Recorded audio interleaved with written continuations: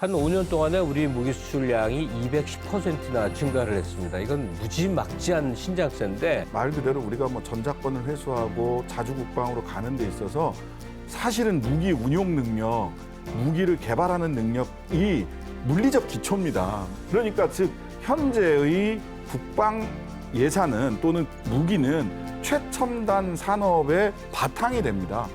이 두 가지 측면에서 굉장히 중요합니다. 자주 국방이라는 측면, 그다음에 선진적인 기술력을 우리 스스로가 확보하고 있다라고 하는 것이 굉장히 중요하고요.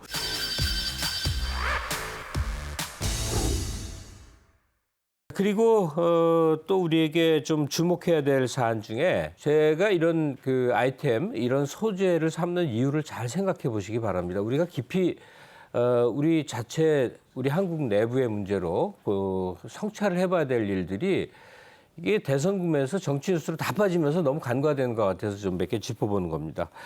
우리 무기 수출 현황에 대해서 신장식 변호사에게 좀 주문을 드렸어요. 좀 준비를 해달라.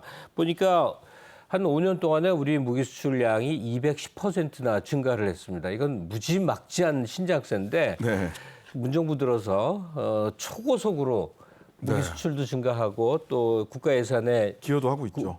국방비에 대한 투자 금액도 엄청나게 늘어나고 있는데요. 이 배경, 이 비결 등등 좀 알아보시죠. 일단 기술력이 그만큼 성장했다는 겁니다. 이게 우리가 이제 무기를 수출했다 그래서 한편으로 보자면 그 전쟁 무기 수출한 게 그렇게 자랑스러운 일인가? 이렇게 생각을 하실 수도 있어요.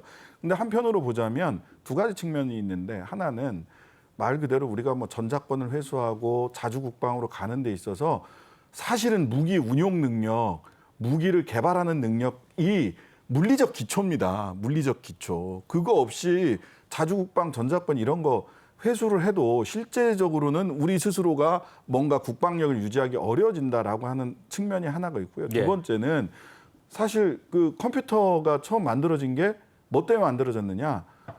이 포탄 궤적 계산하려고 처음 만들어진 게 컴퓨터거든요.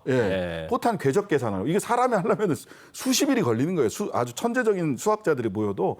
그러니까 즉 현재의 국방 예산은 또는 무기는 최첨단 산업의 바탕이 됩니다. 이것 자체가 향후에 또 우리 한국의 기술력의 바탕이 될 수 있다라고 하는 점, 이 두 가지 측면에서 굉장히 중요합니다. 자주 국방이라는 측면, 그다음에 선진적인 기술력을 우리 스스로가 확보하고 있다라고 하는 것이 굉장히 중요하고요.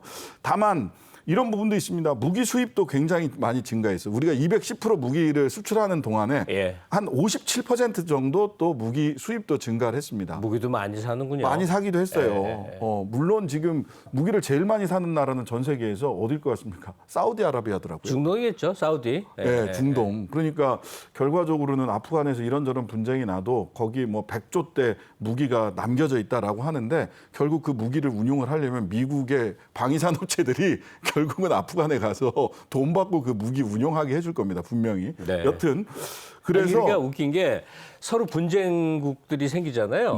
요즘이라기보다 꽤 됐지만 양쪽이 다 미국 무기 갖고 싸우는 일이 생겨요. 맞습니다.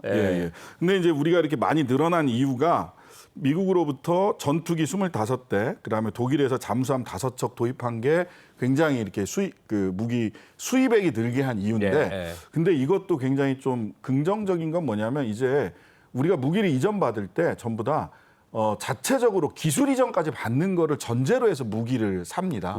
그러다 보니까 이제 잠수함 같은 경우 우리가 전략적 결단만 남았어요. 핵잠수함을 만들 수 있고 거의 다 만들어졌거든요. 핵잠수함 운영을 할 거냐 말 거냐라고 하는 전략적 결단만 남은 정도 수준으로 기술력이 높아졌다.